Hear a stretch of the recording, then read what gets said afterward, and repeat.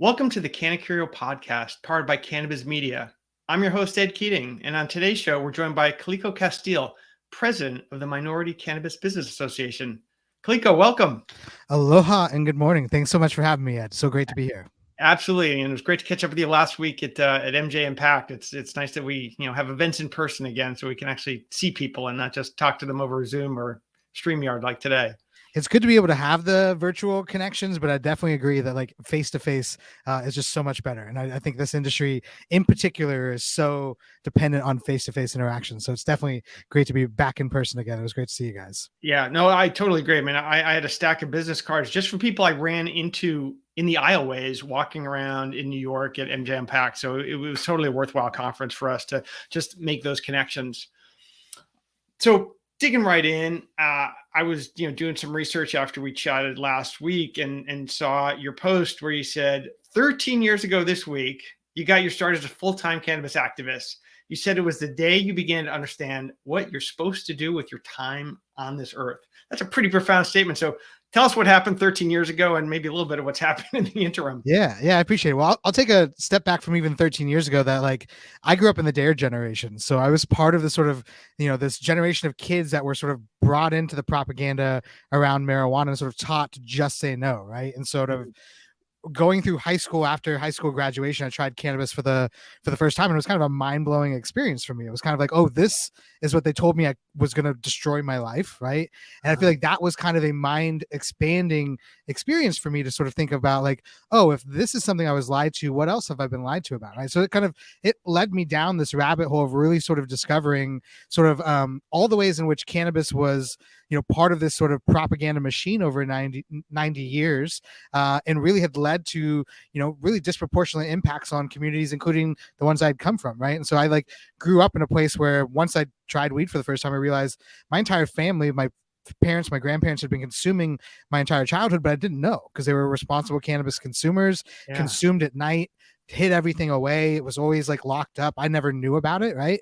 So that really, when I first tried it, it kind of also showed that like this dichotomy of like, this is something I'm told is dangerous, and my parents, who are law-abiding citizens, who are hard workers, are using it at night to hang out and relax. Like that wasn't equal for me, right? And so it led me to this place of like going and becoming that sort of person on campus that was always talking about weed legalization, that was writing about weed legalization on all my papers. So I was in political science department, and everybody just knew me as the weed guy. So eventually went through that sort of like research, I was following this dude named Russ Belville, who at the time was the outreach coordinator for NORML, the National Organization for the Reform of Marijuana Laws. So he was based here in Portland and was at a global cannabis march, and through sort of his podcast and this progressive talk show that he was hosting at the time, was talking about coming out to this cannabis march. So I decided to go out there, get a chance to meet him and a bunch of these Oregon luminaries that I've been following on the internet for years, but decided I was finally going to go to an event and get to meet him. And that day, I got to meet a bunch of people I'd read about online. Paul Stanford, who ran sort of the Oregon Cannabis Tax Act, Madeline Martinez, who had one of the very first cannabis cafes in the country in Oregon. So a lot of these people who really helped pioneer sort of cannabis legalization, at least the movement in Oregon, I suddenly was hanging around with them. And then a couple months after that event, I actually got invited into Russ's podcast studio, where he was hosting the daily radio show and podcast for NORML. And then he was invited me in to become an intern. And so that's sort of the beginning of the journey. And really for me, when I was saying that, like, that's when I found out what I was supposed to do, it's because that was the day I really truly felt I was able to be myself out in public on the streets of Portland, talking to other people and trying to basically proselytize about this idea that we should be ending prohibition. Right. And that was the day I made a bunch of connections with random people because I was engaging them on this issue that they otherwise were not being engaged about. Right. And so, well, it supports your point from earlier where you talked about the importance of in-person and how this industry connects people. Because here, sort of one of your earliest, most profound set of meetings occurred because you went to a march where there were people, and then you got to meet more people in person. And, fast forward to New York last week, obviously that's what those events are made for now, but those events weren't really going on 13 years ago in the middle of Manhattan. That's for sure. Sure. Yeah, no, I mean, great point about the in-person thing. And I think for me, it's, people underestimate the value of just showing up. and like how small both the world is, but even aside from that, the cannabis industry or cannabis movement, right? And so like showing up really is half the battle. If you just are able to be competent and be responsible and willing to work hard, there's a lot of opportunity for folks to find the places they need to be in this movement. Absolutely, absolutely. So, sort of fast forwarding a little bit, let's talk about what you're doing now. I mean, you're doing a lot. You're truly the Renaissance man here, but we'll focus in on a couple things. Sure. Um, you had a senior role at the National Cannabis Industry Association (NCIA). You're now the president of MCBA, the Minority Cannabis Business Association. Can you tell us more about it? Objectives, just for people who might not be as familiar as they should be. Yeah, absolutely. So, you know, talking about how I got my start at Normal, I've always been in this as an advocate. And then I think over time, I really found the industry as sort of the next iteration of advocacy, right? And so Mhm. for me, kind of starting at Normal, kind of running a dispensary, running sales and marketing, I ended up at NCIA overseeing their business development and their marketing departments. And really at NCIA, I got to see what it was like to run a trade association that had lasted 10 plus years and had sort of a sustainable business model. And the whole point being that you are sort of providing benefits for your association members that are helping them grow their business, get business leads, do the networking and educational opportunities, but it helps to fund the advocacy that you're doing, right? And so MCBA was founded in 2015 really to help represent Black and brown and minority communities that have been disproportionately impacted by Mhm. prohibition, to try to write policies that ultimately lead to an equitable industry and ultimately help those folks disproportionately benefit from the legal marketplace. So MCBA is an all volunteer organization really focus on advocating for Black and brown and minority entrepreneurs. But my role at MCBA as president now, as vice president for a couple years before that, but really trying to help grow the association similar to NCIA or other trade associations you see in other industries. A lot of folks who are in the cannabis may not know in mainstream industries, every single industry has an association that sort of lobbies on behalf of that industry, that talks about sort of the ins and outs of doing business in that industry, provides education and networking Yeah, opportunities. I So mean, without a doubt, you may not know this, but I ran a division of a trade association for 7 years. It's actually where I met my co-founder. He was on my board back in 2005, and what we used to talk about when people would ask, "Well, what do you guys do?" The simple answer was we protect, promote, and inform for the industry. And I think that's sort of a universal thing that most trade associations do to help their members, get the word out, do lobbying, promote them, put them on a podium if there's an event, or we had awards programs, et cetera. So it's great that you've got this group that can really do that, especially running it from an all volunteer perspective, because that is really tough to do.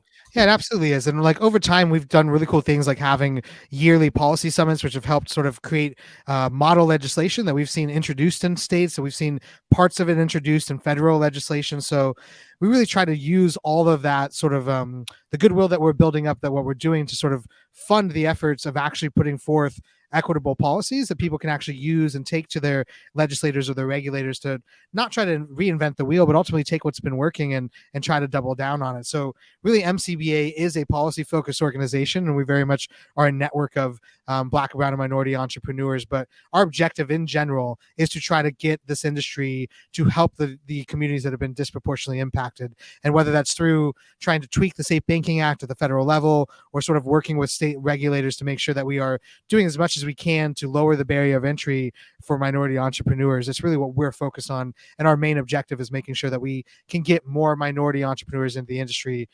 because we've been in this industry for a long time. We've just been the ones who have been most disproportionately criminalized for doing this work. Indeed, indeed. So a great segue. So, one of the ways that you and I have worked together and talked about over the years since we've known each other is, information on social equity programs, which we're now gathering in our platform, and we've, given access to you and your members. But let's talk about some of those social equity programs from regulators. I'm curious from where you sit. Who do you think is getting it right, and why? If there is anybody who fits that, yeah, they're doing a good job with that, because it's tough.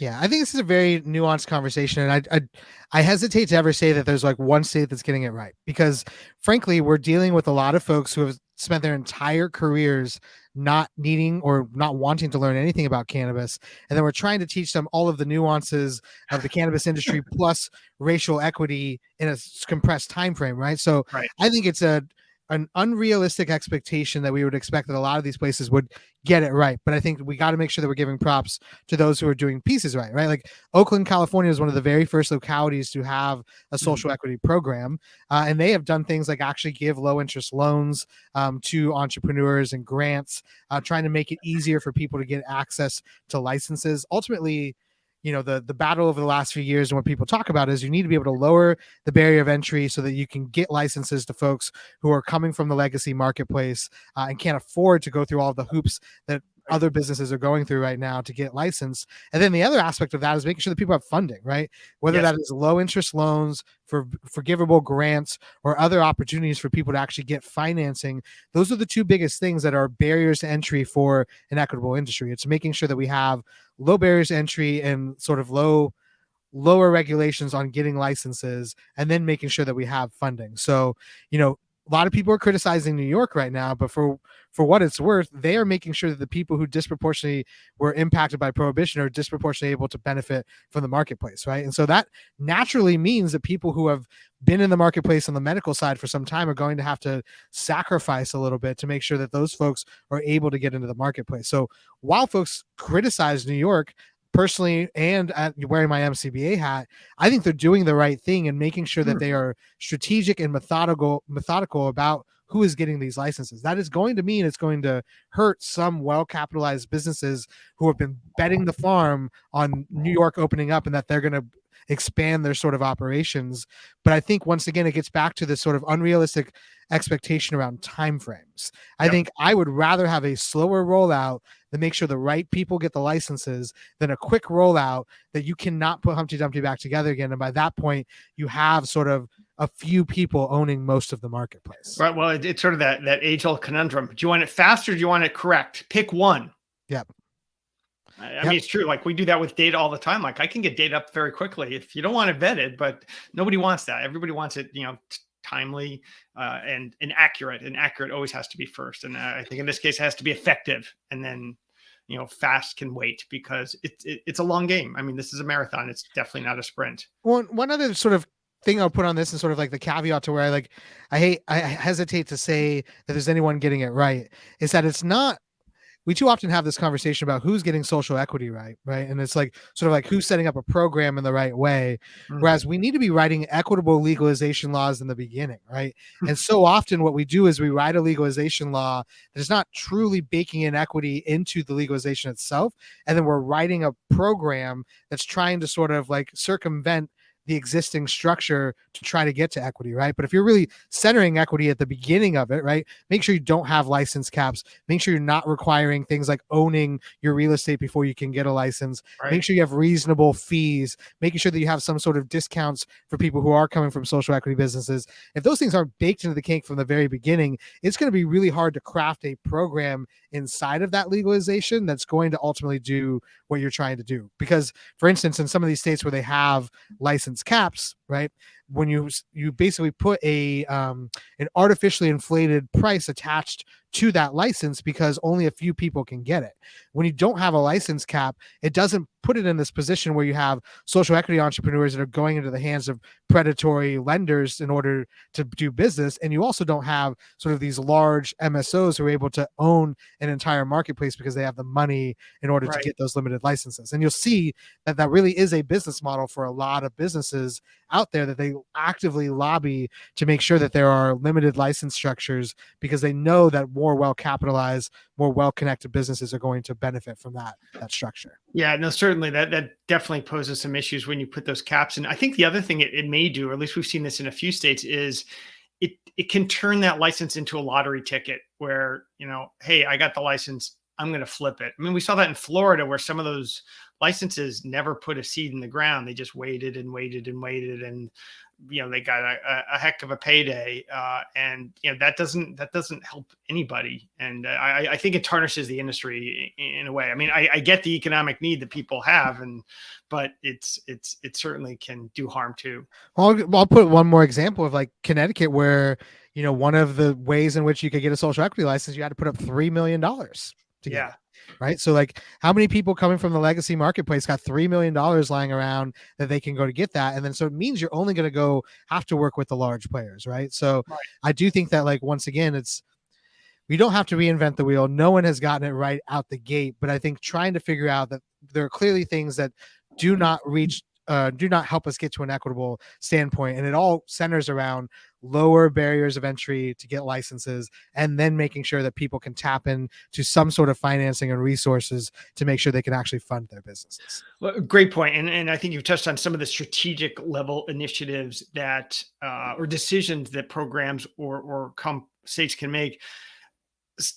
Focusing in on Connecticut, which is my home state and where we're based out of, one of the other issues they ran into is how they ran their lottery. And they allowed people to put in really as many licenses as they can afford. And there were a couple people who put in, just I think 800 licenses was the most, and it cost them a couple $100,000. And to your point, not everybody has a couple $100,000 just for the application process. And then those people did win licenses.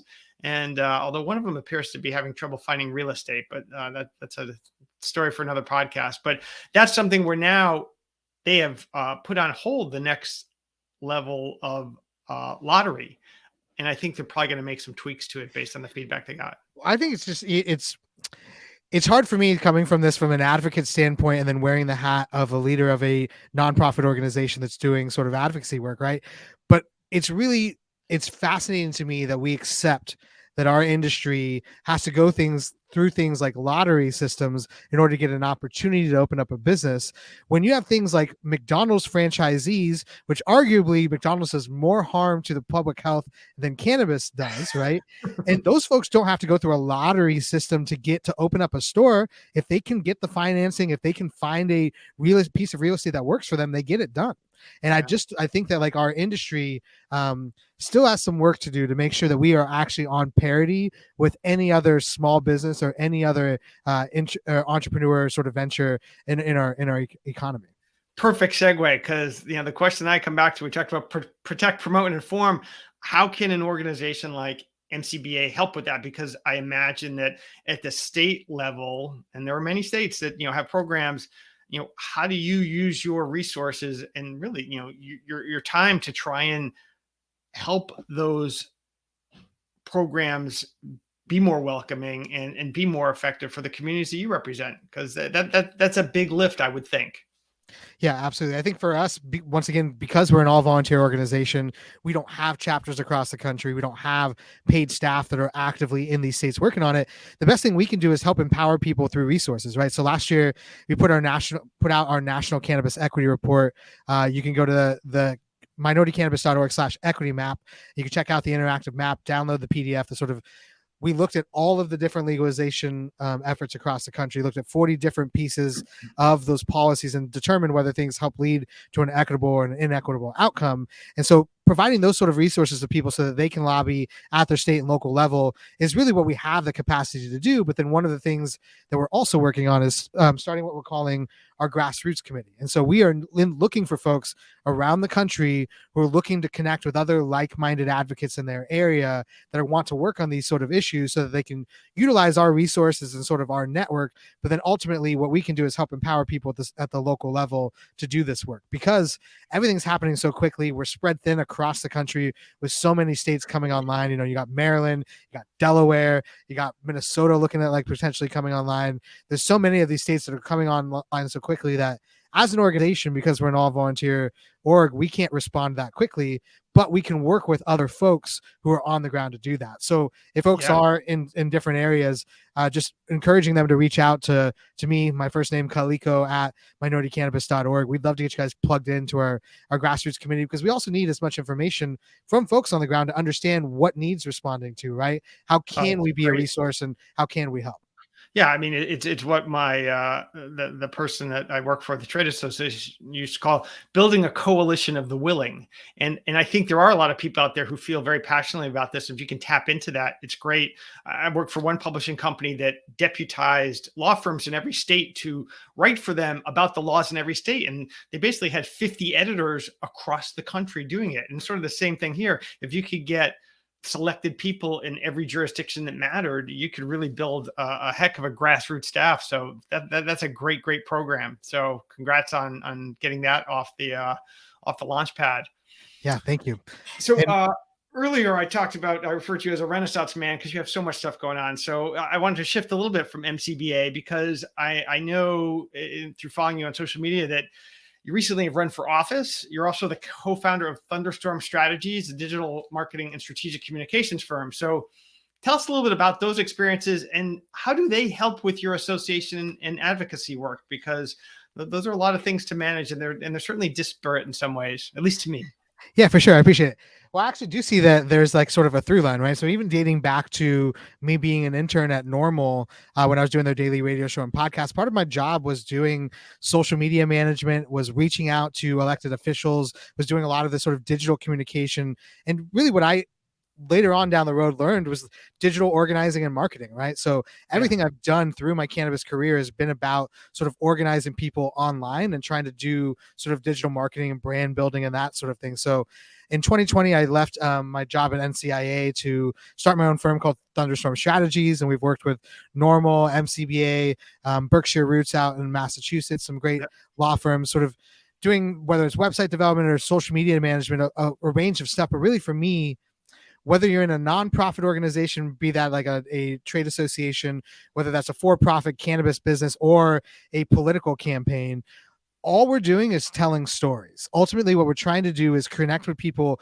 emotionally so that they can take action for whatever it is that we're trying to get them to do, right? So on the sort of nonprofit side with NCIA and MCBA, really at NCIA during my time, I was focused on telling stories about our members, which helped connect new members in there. And during my time at NCIA, I helped lead their largest one-year growth in membership in their sort of 10-year history. And a lot of that came from this sort of storytelling and really trying to get people to connect with other people, not just connect with a brand or with a logo, right? And so, at Thunderstorm Strategies, we try to work with both for-profit companies, nonprofit organizations, and political campaigns to really help them tease out what are the storylines that exist inside of your business or inside of your organization. How can we tease those out so that other people can see themselves inside of your story and then want to work with you, right? And so that self-identification thing, like that's like me, I should do more, Absolutely. What I think it's also just, it's the idea of building a brand and building a community, right? And so like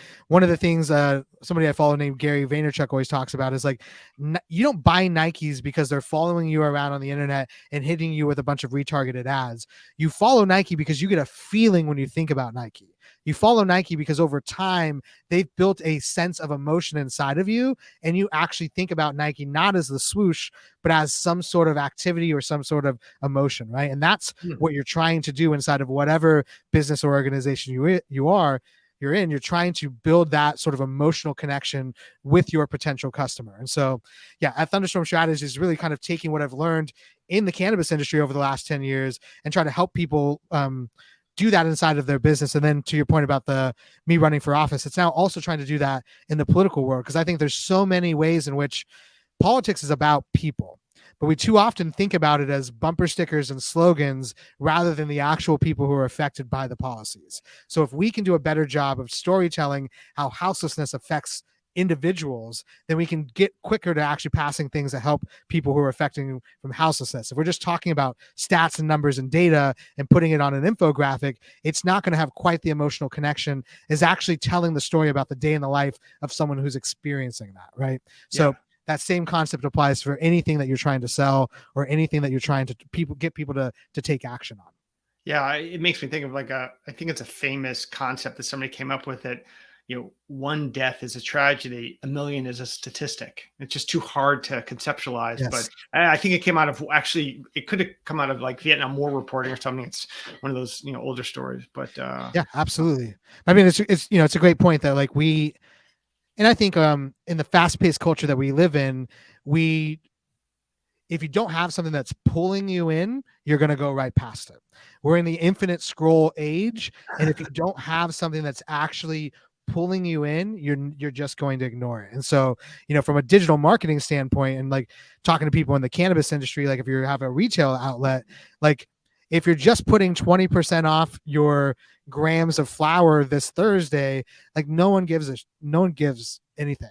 But if you're Exactly. saying, hey, like here's this woman Wendy who came in, she's 56 and she like just had hip surgery, none of her medications were working for her, she was feeling really out of it when she was taking her Oxycontin, but she came in and found this 1-to-1 CBD THC strain, and now she's able to go out and garden and do the things that she wants to do and enjoy her time with her grandkids.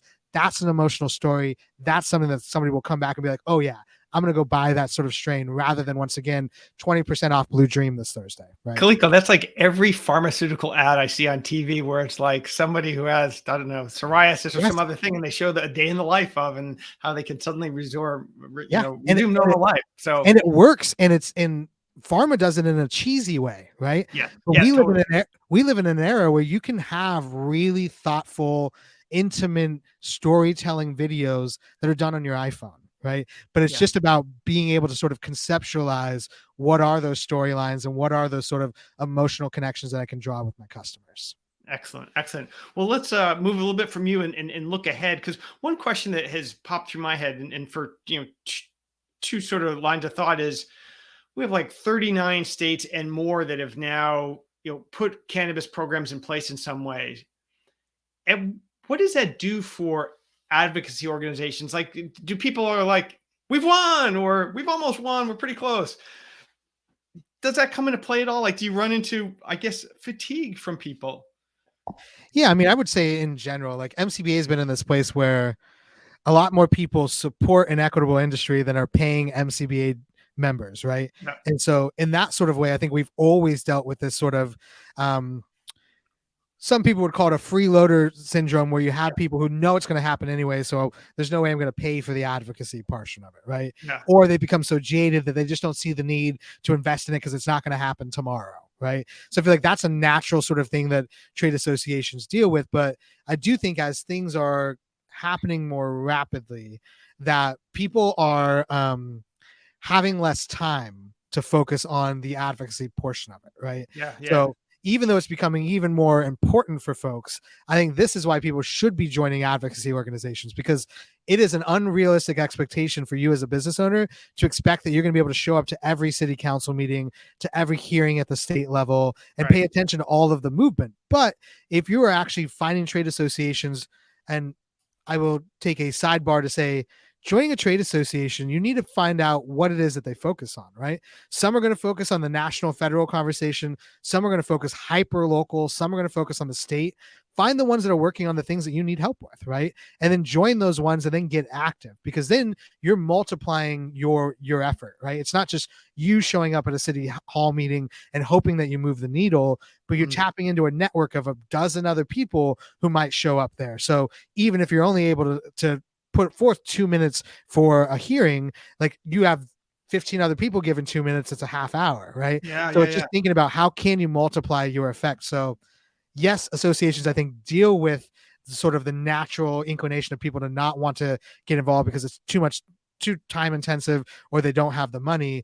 But I would say that like the argument that things are going so quickly that you don't have the time to pay attention is even more of a reason that people should be pulling their money together and getting involved in advocacy organizations, because, that's what we're focused on all the time. Absolutely. Now, one paper I read, it was probably within the last, might have even been 18 months, was about the unintended consequences of if cannabis is federally legalized. Like it was like, yay, that'll be great. That'll be great. And this one author or professor pointed out, sort of like, wait a minute, what could happen is you wind up in a race to the bottom as, all the cultivation, let's say, happens in California or in the South where it's warm all the time.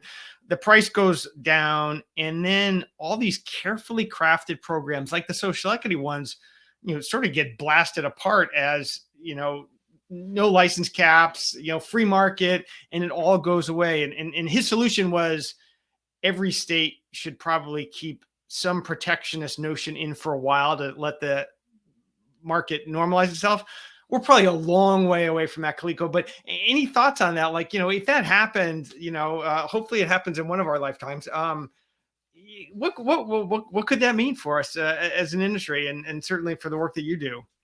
I am very interested in this conversation. It's not something that MCBA has like an official standpoint on, but taking my MCBA hat off for a second, I actually am somebody who probably thinks that interstate commerce is coming before federal prohibition falling.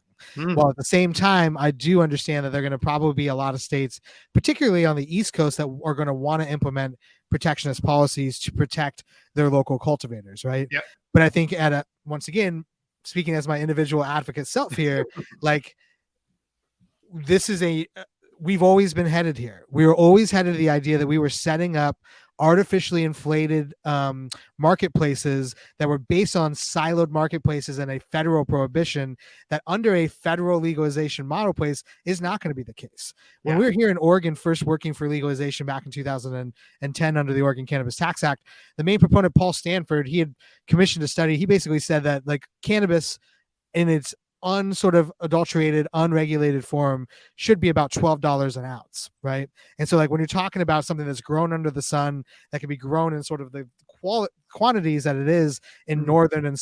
northern California and southern Oregon, like yeah, like the West Coast is always going to be naturally an export place, and I think that you're already seeing states on the East Coast that are starting to introduce interstate commerce legislation to potentially start pairing those things up. So I think we're probably going to see that before federal prohibition ends. But I do think that the fight is going to be on how do you protect existing social equity programs, existing local cultivators, while still getting us to a place that's like economically more sensible, right? It Right. is dumb for us to be setting up 100,000 square foot indoor grow facilities in New Jersey when you could be getting Northern California cannabis for much cheaper, right? So Yeah. we are setting up, economies of scale right now that just economically don't make sense. So we're heading for a reckoning no matter what. And I think everybody should know that this long term is a agricultural commodity that Okay. is playing in a consumer packaged goods environment. And so you have both the pressures of the agricultural commodity having the race to the bottom that you're talking about, but ultimately the way that you create value and sustain and create a lane for yourself is to think of it as a consumer packaged good and think about how am I creating a brand that's adding more value onto the actual flower I'm selling, because the Yep. flower Yeah. you're selling is not that valuable. What you're selling is the experience or the brand or the emotional connection, once again, to your product, right? And I think that that's a lot of people who are trying to survive right now think, oh, I just got to have weed on my shelves and I'm going to be okay. No, you've got to provide enough of a brand value to that people want to pay more for yours than the people they can get it for $5 an eighth, right? Because here in Exactly. Oregon, when I drive around, $1 joints, $5 eighths, $30 ounces all day long.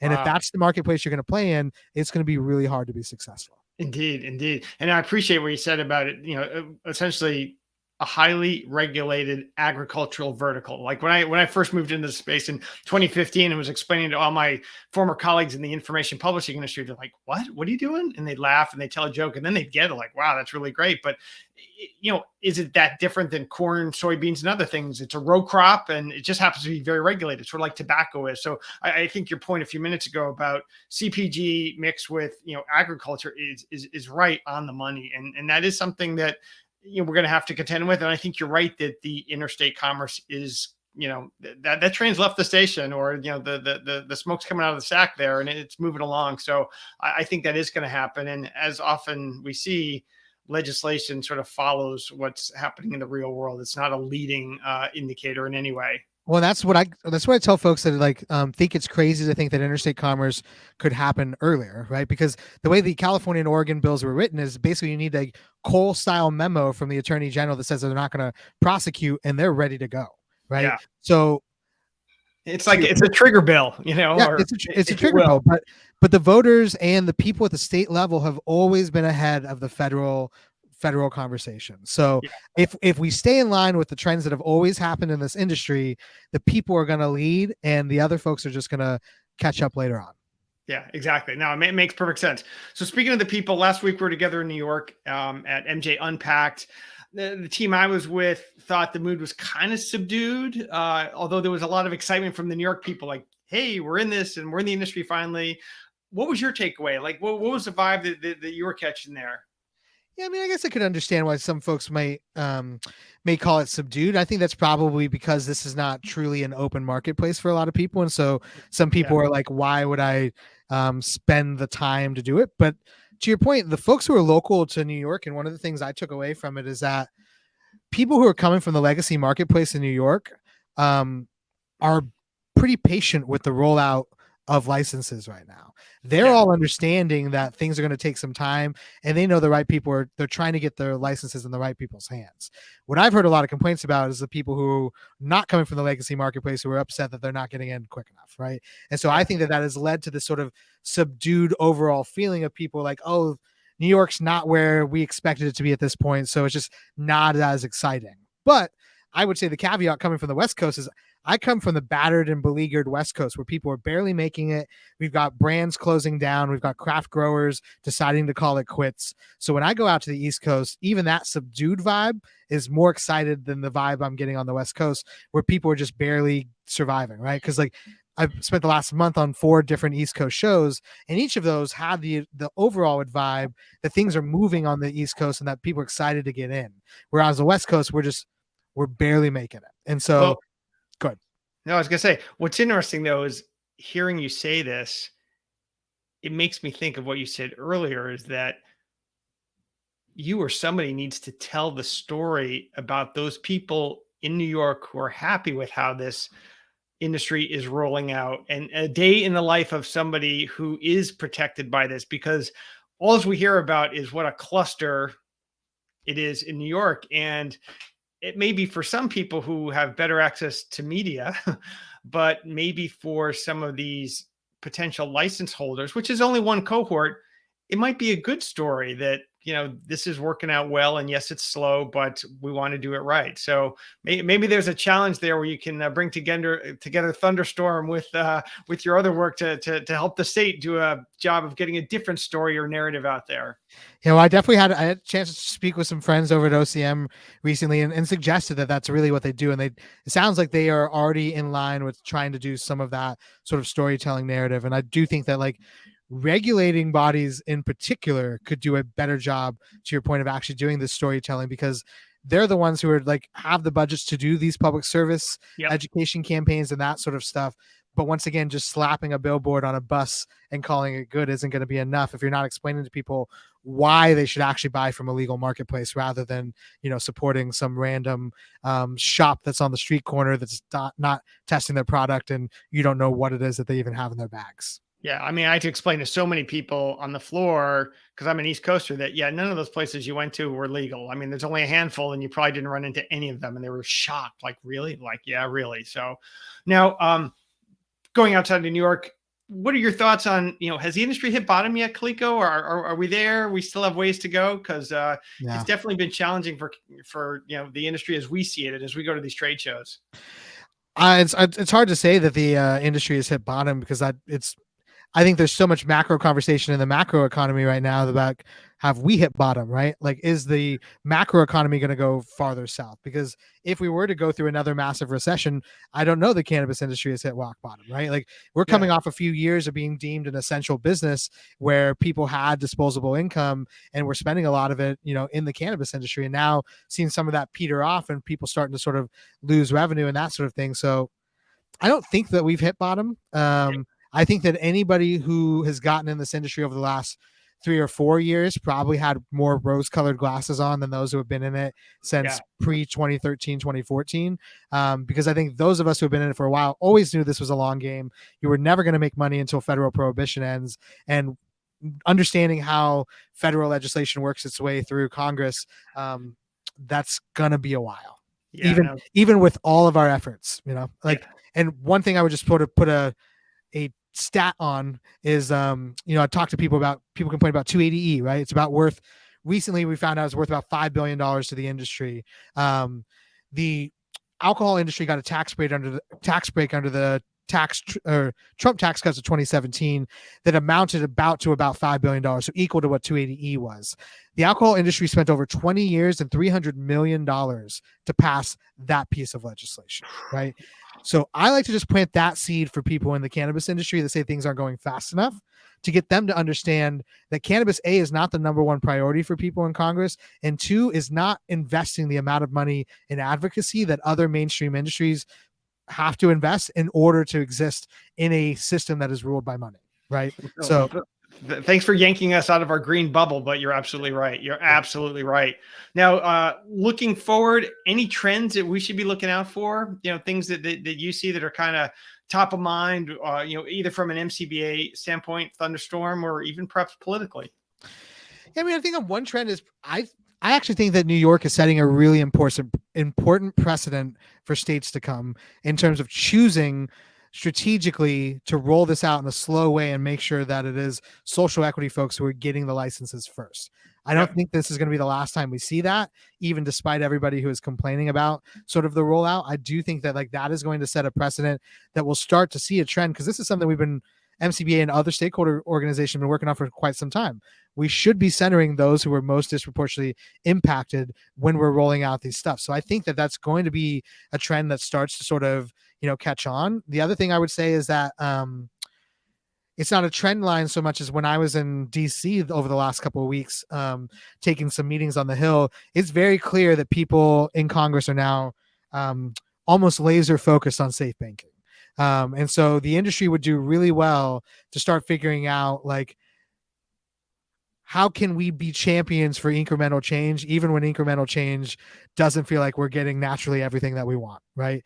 Because I think one thing in losing the safe banking debate last year and not seeing it passed is we stared down the barrel of what it could look like if nothing happens, and we've got to wait several more years, right? And this could be the very, very real possibility that we get something or nothing done. And so I think that's just something that the industry's got to start taking heed on. MCBA is doing everything we can to improve the bill and make sure that we are getting social equity provisions or social justice provisions added to the language. But at the same time, I think our industry's got to start getting more politically sophisticated and deciding when we're deciding to say no and when we're willing to be having pragmatic and nuanced conversations to get to a yes. Because whether it's safe banking or conversations at the state and local level, we as an industry can't be seen as petulant children who are only whine about not getting the stuff that we want and are not willing to accept the political realities that other people are dealing with on the other side of the table and make sure that we can meet them where they are. And I think that that's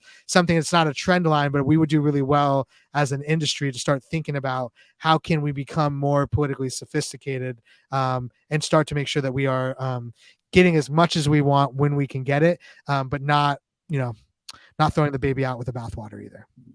Excellent. Well, I couldn't think of better words or wisdom to end on. So, Kaliko, thanks so much for joining us today.